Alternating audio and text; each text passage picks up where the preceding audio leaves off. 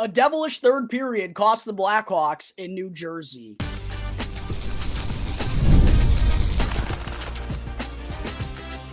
You're Locked On Blackhawks, your daily podcast on the Chicago Blackhawks, part of the Locked On Podcast Network, your team every day. What's going on, Blackhawks fans? Welcome back to another episode of Locked On Blackhawks, part of the Locked On Podcast Network, your team every day. As always, just a quick reminder to please go and hit that like button. Jump in the comment section down below with your Mailbag Monday question as well. That's right around the corner, so definitely want to start stocking up on questions. And make sure you're subscribed to Locked On Blackhawks on YouTube if you haven't done so already. It's 100% free, will not cost you anything, and really does help me out tremendously. And last but certainly not least, got to give a shout out to today's sponsor, which is FanDuel. If you're not already a member, go and check out FanDuel.com right now to win $150 worth of bonus bets if your first $5 bet wins with America's #1 sportsbook. All right, good afternoon, everyone. Again, thank you all for joining me on another episode of Locked On Blackhawks, your one-stop shop for all things Chicago Blackhawks. Hope everyone's weekend has gone phenomenally up to this point in time. Blackhawks wrapped up their 3-game East Coast road trip earlier this afternoon out in New Jersey against the Devils. A lot of good from this Blackhawks squad, particularly from the young defensemen in the opening 40 minutes. Vlasic, Korchinski, Kaiser, I thought made some phenomenal plays, and their development was once again fully on display. Connor Bedard, even though he did have his 3-game point streak snapped, continues to ooze confidence. Just had a little bit of unfortunate puck luck here today. Tyler Bertuzzi, Taylor Hall continue to play much more consistently, and it feels like they finally found their groove. But the third period, just continues to be such a major issue for this Blackhawks bunch. And what happened today was very similar to what we saw happen in their last time out on Thursday against the New York Islanders. The Blackhawks held a 1-0 advantage going into the third period. As for the 19th time this season in 30 games, they were the team to strike first. But a brutal 2-minute and 6-second stretch early on in the third proved costly. The Blackhawks surrender 3 goals in just over 2 minutes, 4 unanswered. To put a stamp on this game, they fall 4-1 to the New Jersey Devils and lose for the 6th time in 7 games here in December, dropping them down to 9-19-2 through their opening 30 games. And with us reaching another 10-game milestone here in the 2024-25 regular season, I will be having my Blackhawks Deep Dive 3.0 episode dropping early on next week, so make sure to be on the lookout for that, as I'll dive into some team stats and individual analytics and kind of do a deeper dive on each and every Blackhawks player through these opening 30 games. Real quick before I get into what went wrong for the Blackhawks here this afternoon, aside from that 2-minute 6-second stretch in the third period where things absolutely went awry, I did want to talk for a moment about how, while yes, the same issues continue to plague this Blackhawks team, I do still feel like, at least in my opinion, and go and comment down below, let me know if you feel the same way that I do, it still feels different with Andrew Sorensen now as the interim head coach, because now we've seen it. We at least know what this Blackhawks group is capable of offensively. There's a higher ceiling. There's much more upside now that Sorensen has injected some much-needed speed into this forward group. We're getting Connor Bedard the puck more often as possible, and he just continues to be much more aggressive, much more assertive than we saw from him basically the entire month of November. I referenced a moment ago Hall and Bertuzzi starting to wake up as well. Like, we know this Blackhawks offense is much more capable than what they were under Andrew Sorensen. And while, yes, the same issues in the third period continue to be a problem, I do think now they're more capable, at least, of fixing that issue than they were when Luke Richardson was still the head coach. And one thing I also kind of think we all need to keep in perspective is this Blackhawks group, not only is it tough for them in the middle of the season to have a new head coach, but they're also going through a little bit of a system change on the fly, on the road. And you can tell there's some hesitation at times in terms of the decision-making from guys on the ice, not sure exactly where to be or where they should go under Sorensen's structure, and that's going to take some time, and we need to be a little bit patient there. But in what we've seen in just 4 games in terms of the capabilities of this group, I do have much more confidence that they'll actually be able to solve this issue with Anders Sorensen's mentality and his style of play compared to Luke Richardson's. And quite honestly, Blackhawks fans, like if you watch this game today, and I know it was very similar to what we saw on Thursday, very similar to a lot of Blackhawks games we've watched this year where, hey, doesn't really matter if they're going up against the best team in the NHL. They can hang with them for 40 to 45 minutes. They're just not able to do it for a full 60. But I was really impressed with what I saw from the Blackhawks in New Jersey on the road, a team that just had a real dominant performance against the Los Angeles Kings in their last time out. I believe they limited the Kings to only 13 shots on goal, and I believe there was a 19-minute stretch in that game where the Kings only had 1 shot. So a really good defensive bunch, really good young offensive-minded team as well. Like New Jersey, I think is a real threat out in the Eastern Conference, and I think all hockey fans should be keeping an eye on them throughout the rest of the way. But the Blackhawks went toe-to-toe with them. Yeah, the Devils had the more dangerous opportunities, but I thought the Blackhawks in the second period really responded well after getting 3 huge penalty kills, and the PK remains a massive, massive weapon for this team. They're now, I think, 21 for 21 over their past 7 games, I want to say, dating back to the final game against the Minnesota Wild in November. Like, there are a lot of good pieces of this Blackhawks group. They just got to go and do it for a full 60 minutes. And again, I think they are more capable of finishing the job than they were under Luke Richardson's guide. But as far as what went wrong for the Blackhawks here against the Devils, the biggest thing is they just have to stop compounding issues in crunch time. Even before these past 2 games against the Isles and the Devils, how many times this year have we seen the Hawks give up, 2 goals in back-to-back shifts or 3 shifts or 2 goals in a 4-minute stretch, right? Like, when something bad happens, they absolutely let it spiral on them, and that's a sign of a bad team. And quite honestly, if this was the Blackhawks team from the previous 2 years, I would be more understanding, but this is a veteran group. This is not a young tanking roster. There are enough experienced veterans in that locker room who have been there, done that, gotten the job done in much more crucial hockey games than what we're facing right here, right now. So the Blackhawks, it's not like they're lacking the capability, and they have good veteran minds who know how to get the job done. Again, I think they're capable. It's just a matter of them doing it and getting out of their own way when something happens. Like, they just got to realize, all right, or look at themselves and be like, okay, that happened, but let's go and respond like we know we're capable of. And they just haven't done that enough. They did it on last Monday against the New York Rangers. We haven't seen it, unfortunately, in Sorensen's past 2 games against the Islanders and the Devils. I hate to be that guy, but more brutal puck luck really did cost the Blackhawks in this game. Connor Bedard had a phenomenal performance. The confidence, the swagger, it's all out there on display, and he could have had 2 more highlight reel type of goals here this afternoon. Unfortunately, both of them just rang off the crossbar. He had a sweet curl and drag in the opening minute of the game, and then a beautiful play to split the Devils' penalty killers, generate a breakaway opportunity for himself, beat Markstrom with the shot.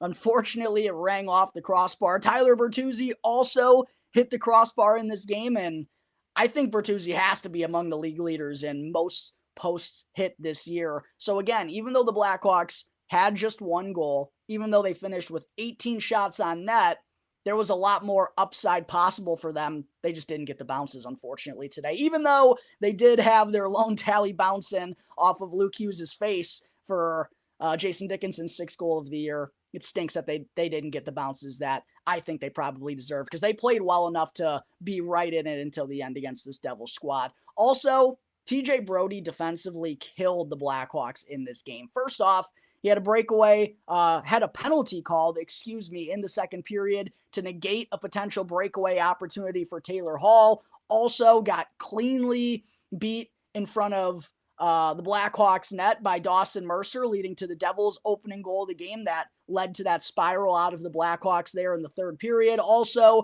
got beat by a smaller Nico Hischier on a drive to the net for the Devils' 3rd goal.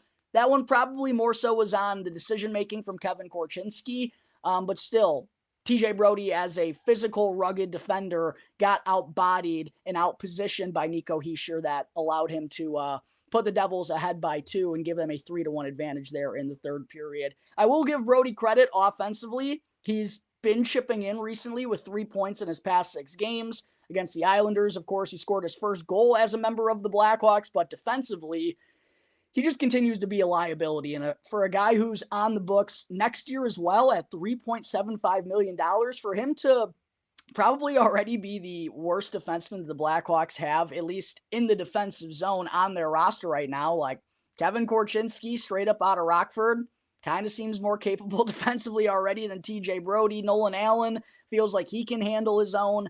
Same with Wyatt Kaiser, better than TJ Brodie at this point in time.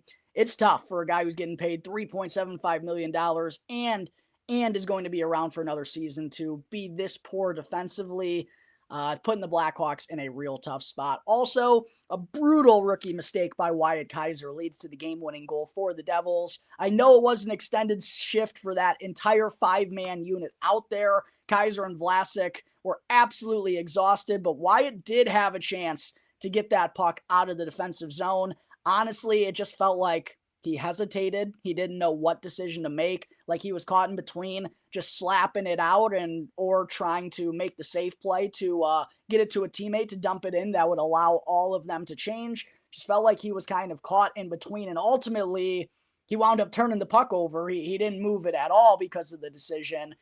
Seconds later, Jack Hughes winds up putting it in the back of the Blackhawks net. Bada bing, bada boom. That winds up being the game-winning goal, which stinks because I thought Kaiser had a really good first 2 periods and has been playing phenomenal hockey over these last couple of weeks, as I've referenced on the show many a times. But kind of a learning moment there. That's one. You just got to clap out of the zone and live to fight another day. I don't care how exhausted you are. I don't care how exhausted your line mates are. I know you want to do the right thing and get them off so you can change. But sometimes you just got to clap it and get it out of harm's way. And Kaiser's been good at doing that this year. Just a little bit of a rookie learning moment for him on that one. But there are my takeaways, my what went wrongs for the Blackhawks in their 4-1 loss to the New Jersey Devils earlier this afternoon. Coming up in just a moment here, Blackhawks fans, I'll get into Frank Nazar's season debut and Drew Comesso's first NHL start.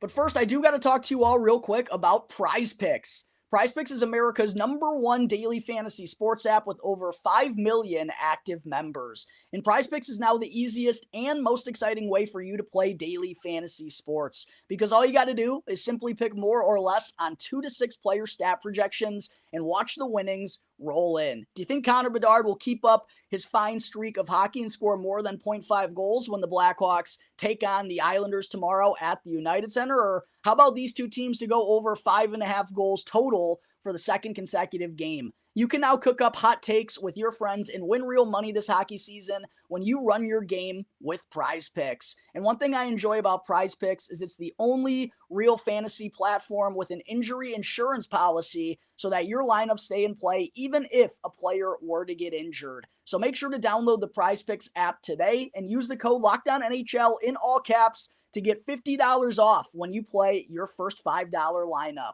Again, that's the Prize Picks app with the code LOCKEDONNHL in all caps to get a free $50 when you put $5 down. Prize Picks, run your game. I also got to talk to you all real quick about the fine folks over at FanDuel. Get ready to tackle the NFL action in the second half of the regular season with FanDuel, America's #1 sportsbook. Because right now, new customers can bet $5 and win $150 worth of bonus bets if your first $5 bet wins. And the FanDuel Sportsbook app now gives you everything you need to place live bets on the NFL all in one place. So that when you get a hunch in the middle of the game, you can go and check out the latest stats, view live play-by-play, and so much more on the same page where you also happen to place your bets. And the Chicago Bears got a tough matchup on Monday Night Football against the Minnesota Vikings. Didn't exactly get that interim coaching boost I thought they would get against the Niners. If you're wanting to fade the Chicago Bears once again this weekend, which seems like the smart strategy the rest of the way, make sure to check out FanDuel.com. And if you're not already a member, use the promo code LOCKEDONNHL in all caps, and you'll get $150 if you win your first $5 bet. So never waste a hunch and go and make every moment more with FanDuel, an official sports betting partner of the National Football League. Back here on the Locked On Blackhawks podcast, part of the Locked On Podcast Network, your team every day. Just want to say thank you real quick to everyone for making Locked On Blackhawks your very first listen here to start off your weekend. For your second listen, got to go and check out the Locked On Fantasy Hockey podcast so that you can become a fantasy hockey expert and get the edge over your league mates with daily tips from Steal and Flip. And you can easily find the link to Locked On Fantasy Hockey down in the description, or simply search on YouTube and wherever you may be listening to your podcast. Part of the Locked On Podcast Network, your team every day. Segment 2, Drew Commesso, much to my surprise, made his first NHL start this afternoon against the New Jersey Devils. I honestly figured that the Blackhawks will let him start at home tomorrow against the Islanders for his first NHL start, as, in my opinion, that would have been the easier situation for Commesso to be in, especially considering Arvid Soderblom started Thursday's game against the New York Islanders and had to be pulled in that one. Now you're setting him up to start against that very team in his next time out tomorrow against the Islanders once again. Honestly, I wasn't really thrilled with this decision. I didn't really understand why they would have Comesso's first NHL start come on the road against one of the top teams in the NHL. I thought the Islanders, not really known for their offense, even though they potted 5 against the Blackhawks on Thursday. One of the worst offensive teams in the league this year, been one of the worst offensive teams the last handful of years. Drew Commesso on home ice at the UC, gets a lot of crowd roars. I figured that would have been a really good spot for him to make his first NHL start. Ultimately, Andrew Sorensen ended up going with a different decision, and regardless, Drew Commesso had a phenomenal first official outing. I know he made his NHL debut in relief on Thursday, in Long Island, but as far as his first start, he was marvelous, man. Wound up stopping 20 of 24 shots faced on the night. If you go and look at the box score, the numbers aren't going to give him a lot of respect, but he was splendid. Stopped the first 17 shots that he faced to keep the Devils off the board in the opening 40 minutes, and a lot of them were big ones. He robbed Eric Howla a couple of times. I also thought his poke checks, his confidence, how cool and collected he was for the experience. I thought Drew Commesso was dynamite, and you really can't blame him for any of the 4 goals that ultimately got past him in the third period. Maybe because he's a Massachusetts native. I know he had a lot of friends and family on site at Prudential Center for his first NHL start. Maybe they wanted to do him a courtesy to get him a start out on the East Coast. I don't know. I don't think that should take the priority. I'm not going to talk more about the decision. I just thought it was the wrong one, but didn't matter who Commesso was facing. He was standing on top of his head. Deserves a ton of credit for his performance, even though it resulted in a loss. Not exactly sure how much longer Peter Mrazek is going to be out for with that left groin injury. Again, it was originally a 1 to 2 week diagnosis, and I'm sure once the Blackhawks return home tomorrow, either before the game or before they have practice on Monday, we'll get another update on Peter Mrazek. But at this point in time, a little bit of a guessing game as far as how much longer Mrazek is going to be out. So I can't say for sure that Drew Comesso's going to get another start in before getting sent back down to Rockford. But regardless, whether it's here in Chicago or at the AHL scene with the Ice Hogs, super excited to see the development of Drew Commesso through the rest of the year. And I do really, really hope that the Blackhawks can get healthier in goal, because last year, that was an issue for this Blackhawks team as well. And Arvid Soderblom having to go up and down between the NHL and AHL level, I really think was a disservice to his development. And I kind of think we've seen the same thing happen to Drew Commesso so far, because if you look at his numbers with the Ice Hogs, they have not been great, has not taken the step that we wanted to see him take during his sophomore season. But I think a huge reason behind that is because he hasn't been in one place. He hasn't gotten to be comfortable. He's been having to go up and down and up and down. So hopefully we'll be able to get him settled and allow him to get comfortable a little bit more here in the second half of the regular season. But yeah, super excited for Drew Commesso. Excellent first NHL start, even though it resulted in a loss. And excited to see him back on the NHL scene whenever that may be. Maybe he'll even get another start in before Mrazek comes back. But yeah, good first opening start for Drew Commesso, who, as many of you longtime viewers and listeners, I'm sure, are aware, is the guy I consider to be the long-term goaltender for the Blackhawks. Doesn't really have that, like, outstanding one trait about his game, but man, like I said, he's cool, he's calm, he's collected, he makes all the saves he should make. And I just think he's a really structured and seems mentally sound goaltender as well, and has had a bunch of good experience at a young age. But not only did we see Drew Commesso make his first NHL start in this game, we also, of course, got to see Frank Nazar make his season debut at the NHL level. And for my full reaction to the Blackhawks finally calling up top forward prospect Frank Nazar, make sure to check out yesterday's episode of Locked On Blackhawks. Kind of, what's the word I'm looking for here? Kind of a ghostly first performance of the year out of Frank Nazar. He only finished with one shot on goal and 14 minutes and 1 second of time on ice. That one shot, by the way, I have no idea how it didn't result in his second career NHL goal. Drove the net nicely, following up on a Taylor Hall rebound. Jacob Markstrom, absolutely phenomenal in this game as well.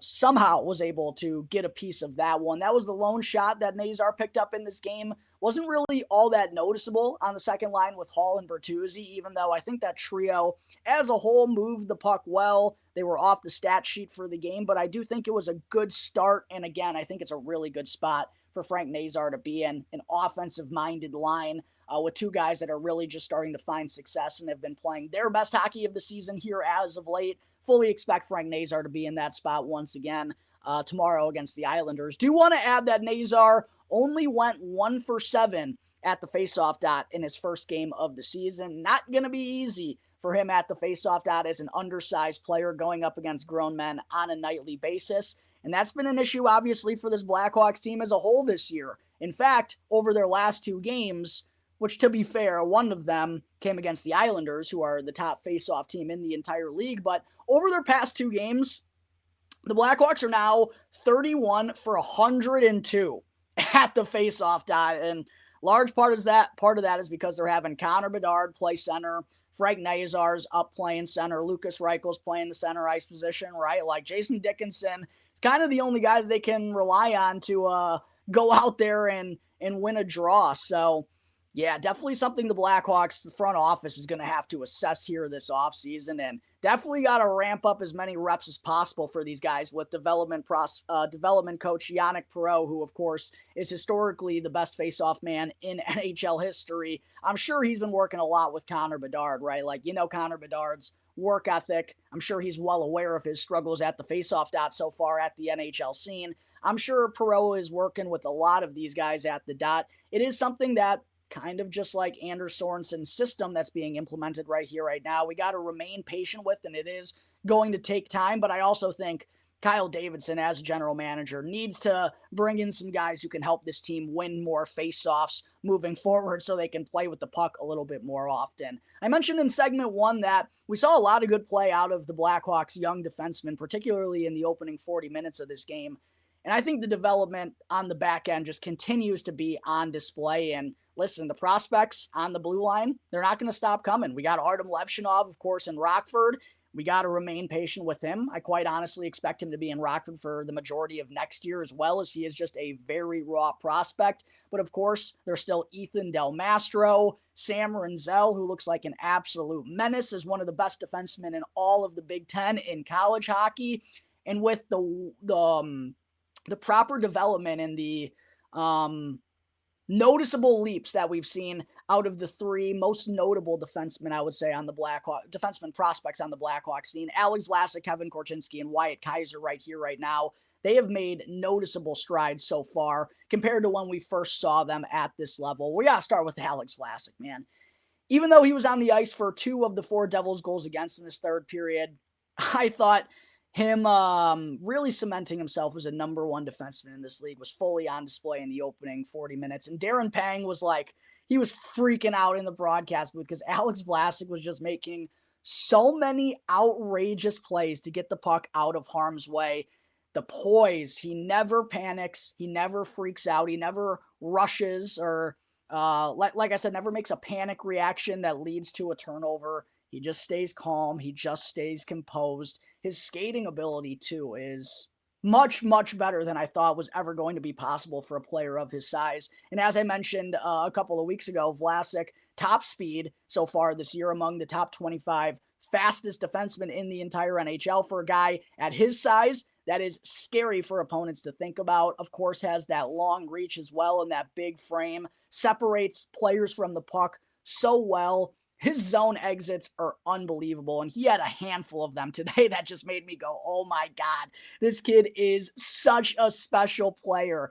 And offensively, we've seen leaps and bounds out of him this year as well. 14 points, 2 goals, and 12 assists in 30 games this year, averaging right around half a point per game, putting him on track for right around 40 points, while averaging around 24 minutes a game, being the most serviceable defenseman in his own zone for this Blackhawks group. Like, Alex Vlasic, I know I've said this time and time again on the show these last couple of weeks, and even going back to last year, but he really is emerging as a number one defenseman in front of our eyes, and he is going to be a special, special player anchoring this blue line for a long, long time. And I know there's still a lot of runway for Kevin Korchinski, and of course we have no idea what type of player Artem Levshinov is going to be.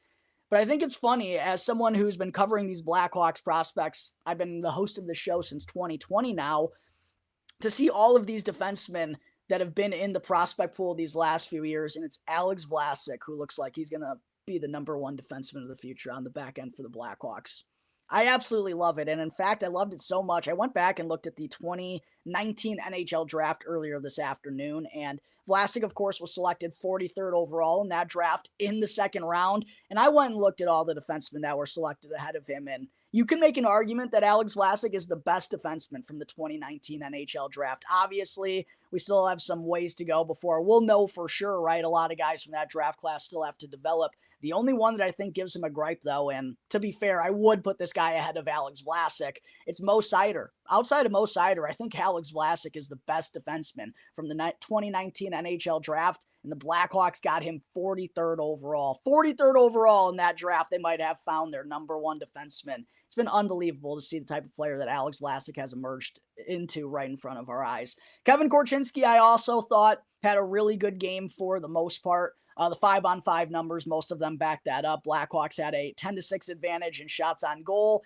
at even strength when Korchinski was out there on the ice. Also had a 8-7 edge in scoring chances. And Korchinski's 50.81 expected goals for at 5-on-5 was second on the Blackhawks. I still think his first game against the Rangers last Monday of the season was his best of the three, but I thought he was better today than he was on Thursday against the New York Islanders. Just the confidence, man. Some of the passes, some of the plays that he's making. It's a kid that has his swagger back, like Connor Bedard. He's found that gear once again, and already, I think, I don't know exactly how the Blackhawks are going to go about this, and I know they want to let him over-marinate in Rockford, so I'm sure whenever Alec Martinez comes back, he's probably going to go down once again, but I already think he's a more capable defenseman. Like, he's already more serviceable than TJ Brody. Obviously, Brody's a veteran and has a ton of experience, but I think Kevin Korchinski, with his skill set, his wheels, his stretch passes have been amazing. Like, he just gets vertical so fast, and he can cover so much ice out there as a rover. There was one play in this game where he jumped up into the rush. Looks like it's going to be a 2-on-1 for the Devils, but nope. Kevin Korchinski gets back to even up the playing field. And those are the type of plays I talked about when I first saw him skate for the very first time at Blackhawks development camp a couple of summers ago after they drafted him. Right there and then, he was already one of the best skaters that I had ever seen, and I knew those wheels were going to give him such a high upside moving forward, and we're starting to see him use that to his advantage. I think Kevin Korchinski is ultimately going to end up going back down to Rockford, but I think he, even though it's only been 3 games, looks more than capable of sticking around if the Blackhawks wanted to go with that route, which I don't ultimately expect them to. And Wyatt Kaiser, as I talked about in segment 1 as well, outside of that blunder that led to the game-winning goal for the Devils, I thought it was another day at the office for Kaiser as well on the back end. He led the Blackhawks with 6 block shots. I thought he had a really active stick that broke up a couple of dangerous opportunities for the Devils offense as well. And I know I'm leaving Nolan Allen out here, but he's still a year behind all of these guys, and hopefully we'll see the leap out of Nolan Allen like we're seeing out of these players so far this season. But those three in particular, their development has just been on full display when they've been up at the NHL level so far this year. Obviously, Vlasic is never going back down to the AHL. Korchinski and Kaiser, two guys at a little bit of a different stage, but both of them, I think, have developed marvelously, and it's been a lot of fun to watch. But there are my full takeaways on the performance out of the kids in New Jersey this afternoon. Before I wrap things up, still got to get into a quick preview of tomorrow's matchup with the New York Islanders. But first, I got to talk to you all about Indeed. We're all driven by the search for better in this world, but when it comes to hiring, the best way to search for a candidate isn't to search at all. Don't search, but match with Indeed. And if you need to hire, then you need Indeed, because Indeed is the best matching and hiring platform with over 350 million global monthly visitors, according to Indeed data. And they have a matching engine that helps you find quality candidates in an instant. And Indeed doesn't just help you hire faster, as 93% of employers agree that Indeed delivers the highest quality matches compared to other job sites, according to a recent Indeed survey. And one of the things I personally love about Indeed is it makes hiring all in one place so simple and so easy, because you can skip out on the countless job sites that ask unnecessary information and questions and still doesn't wind up leading you anywhere. Instead, go and join more than 3.5 million businesses worldwide that currently use Indeed to hire great talent in an instant. And viewers and listeners of this show, you'll get a free $75 sponsored job credit if you go and check out Indeed.com/lockedon. Again, that's Indeed.com/lockedon to get your jobs more visibility. Need to hire? Then you need Indeed. Segment 3, the busy stretch for our Blackhawks continues here this weekend as they return to Chicago following their 3-game road trip out east to take on the New York Islanders for the second time in 4 days. 2 p.m. Central Time puck drop at the UC tomorrow. FYI, no games since the first meeting on Thursday for the New York Islanders, so they will have a couple of extra days of rest, while the Blackhawks, of course, will be having a travel day and will be on the back end of a back-to-back. It's going to be a little bit of a toughie for them as they finally do return home. Obviously, the Islanders took the first matchup a couple of days ago, 5-4 at UBS Arena in a wild and wacky game that I thought was going to be the polar opposite of actually what we got. Don't need to dive too much into the getting to know the opponent in segment 3 here today, as I just broke them down on the show a couple of days ago, but did want to make sure to provide you all with some injury updates from the Islanders side of things involving 2 players who didn't play in this first meeting on Thursday. First and foremost, Matt Barzal is likely to play. He is officially listed as a game-time decision, but it seems like he's trending in the right direction. And it's been a while since the Islanders have had Barzal healthy. He's only played in 10 games total on the season and hasn't suited up since before Halloween. So that could be a huge add should he go on to play like he is expected for the Islanders' top line. Adam Pelech, one of the top defensemen for the Islanders as well, who's only played in 11 games this year and has been out since November 1st, will officially be in the lineup on the Islanders' top defensive pairing. Some of you may remember Bo Horvat was injured during the midway point of that game on Thursday, did not return. He is expected to travel to Chicago for this game, officially listed as day-to-day, not 100% positive if he's going to go, but definitely something to keep an eye on whenever these two teams do hit the ice. Not sure we're going to get any official lineup confirmations before that, with this game starting at 2 p.m. Central Time. But Barzal, likely to be back in there. Pelech, we know, is going to be in there for sure. Horvat possibly could be. Former Blackhawk legend Anthony Duclair was sounding like he was trending towards playing, but will not be in the lineup. Neither will backup goaltender Semyon Varlamov, as he did not travel with the team. I would expect Ilya Sorokin starts for the second time in 4 days here against the Blackhawks. As far as what we could see out of the Blackhawks lineup, I know back-to-back losses for them here, but quite honestly, I don't really think there's any need to change things up from what we saw in New Jersey. Again, I think they probably deserved better than what they got in terms of 1 goal of output and only 18 shots on goal.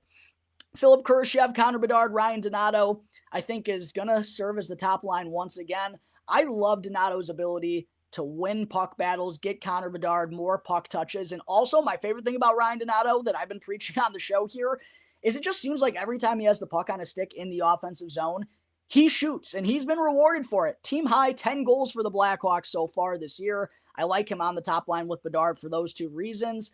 Philip Kurashev, I know it has not been the season we've wanted from him, but I actually did think he had one of his better games in a while against New Jersey and was more active and involved than we'd see him in some time. Second line, I expected to remain Taylor Hall, Frank Nazar, Tyler Bertuzzi, the offensive-minded trio for this Blackhawks forward group. Really good spot for Frank Nazar to be in, although I do think at some point, if that line doesn't, establish some good chemistry, and I'm talking 4 to 5 games down the road, I do wonder if they're going to give him a look on the wing on the same line as Connor Bedard. Nick Foligno, Jason Dickinson, Ilya Mikheyev going to serve as the third line. Fourth line will be interesting. Pat Maroon, Lucas Reichel, I fully expect them to be in there once again. Teuvo Teravainen is the interesting one. It has been a tough stretch here for Teuvo. We've heard him vocally express how he's lost confidence. Doesn't seem like he's all too sure of himself when he's out there on the ice. And as a result of that, he was bumped down to the fourth line here